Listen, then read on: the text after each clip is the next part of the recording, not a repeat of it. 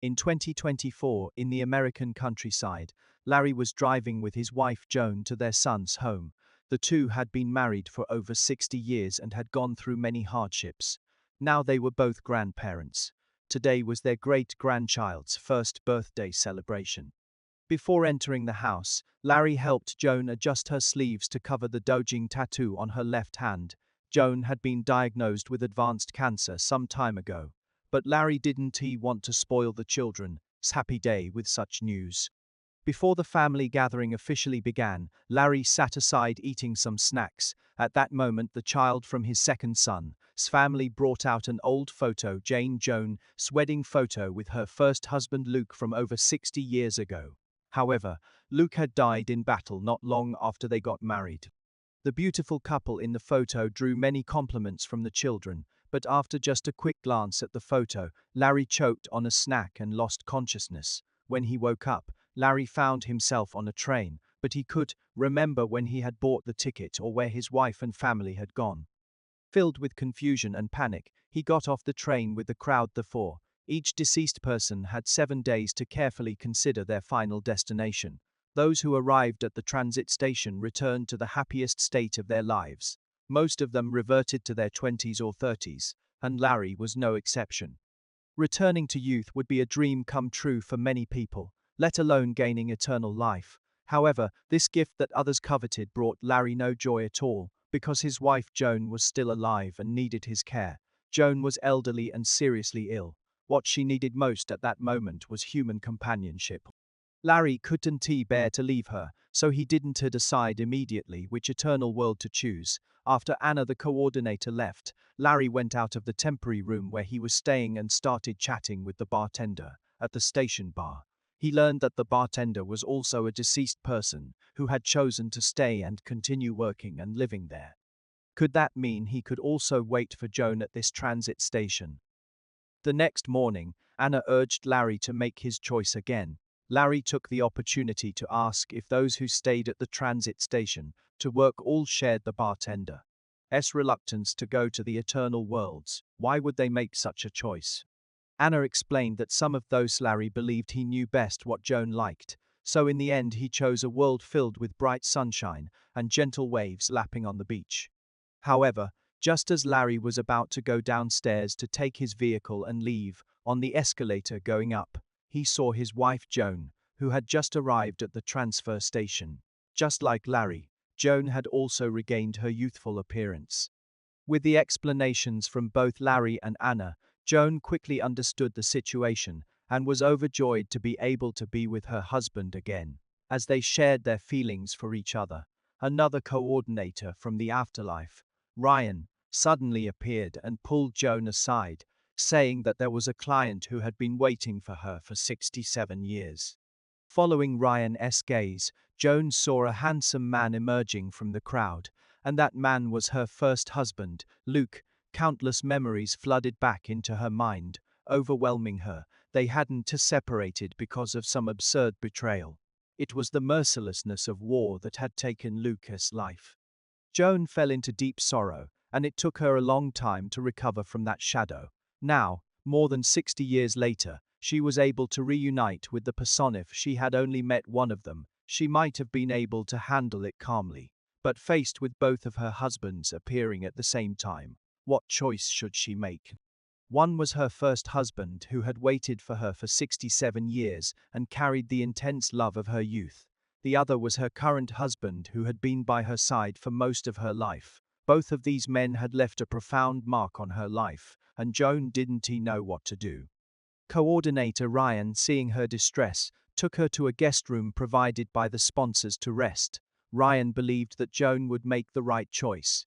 You must have also imagined the moment of reuniting with Luke, right? Now that your dream has come true, what are you still hesitating about? With that, Ryan pushed open the door, and there stood Luke, waiting for her. On the other hand, Larry was deeply anxious. He kept telling himself, 67 years of mutual support and companionship, all those moments of warmth and difficulties shared together, could they be replaced by an old love from youth? No one knew Joan better or loved her more than he did. But Joan's reaction clearly didn't lie. Luke also told her that once a choice was made here, there was no turning back. He hoped Joan would choose him. The war had forced them apart, separating them forever. Now that they finally had a chance to start over, they really shouldn't miss it again. However, just as Luke was about to approach Joan, she suddenly felt a wave of nausea and turned back to her room. After all, in just one day, her two ex-husbands had appeared before her one after another. She needed some time alone to sort out her thoughts. As soon as Joan entered her room, Larry found her. The presence of Luke made Larry feel a great sense of crisis, so he quickly brought out a bunch of brochures about the eternal world and invited Joan to help choose their future destination together. But Joan was still immersed in her complex emotions and clearly stated that she needed some time and space for herself, so she simply pushed Larry out of the door without further explanation. Joan was still struggling with whom she should choose. Larry's 7-day deadline had passed, since she hadn't decided on which world to go to. He had no choice but to move from their spacious apartment upstairs to a smaller cottage downstairs. Later, Larry discovered by chance Wynham. I never expected that this so-called Martin would turn out to be a fake. I never expected with ominly chosen names. I never expected that this so-called Martin would turn out to be a fake. When most wame no huia betsu, the person singing so loudly on stage at the moment, was merely an imitator of Martin. The romantic ceremony that Richard had carefully planned was thus ruined. Larry, filled with anger and frustration, immediately went to argue with Anna. On the other hand, Richard was not only an alcoholic but also had extremely bad behavior. He started harassing Joan while still singing a few lines, fueled by alcohol. Fortunately, Luke arrived in time and protected Joan, stopping Richard's absurd behavior. Fearing that his wife might be taken away by him, Larry rushed forward to drive him away, and the two began to argue. Watching all this chaos, Joan felt a terrible headache. She hoped that these mediators could find a solution for her. After going through various channels, they finally obtained a special approval for Joan. According to the rules, once someone chose the eternal world, they could not change their decision. But Joan's case was too special, so the higher authorities allowed Luke to like Joan's grandchildren, but he refused to listen to her talk about her later family or the trivial events of her life experiences he had never been part of. As night fell, Luke took Joan's hand again and led her to the world's archives. Every eternal world had such a special place where the most precious and unforgettable moments of each deceased person were preserved. They walked through the quiet archive tunnels, and the changing lights on the display screens clearly showed every moment of their relationship, from their initial shyness to their passionate love, and ultimately their forced separation. Those images included the bitterness of holding hands, the sweetness of confessing their feelings, and the sorrow of parting. Each one a testament to their deep love. On that rainy night, Jones bid farewell to Luke as he was about to go to war, not knowing that it would be a permanent goodbye now. In this world without war, they finally had the chance to make things right. As their feelings grew stronger, they drew closer to each other, pouring all the longing and affection they had accumulated over half a lifetime into that kiss that came more than 60 years late. However, in the next moment the images on the display screen changed. Anna, on the other hand, didn't he want him to be so depressed?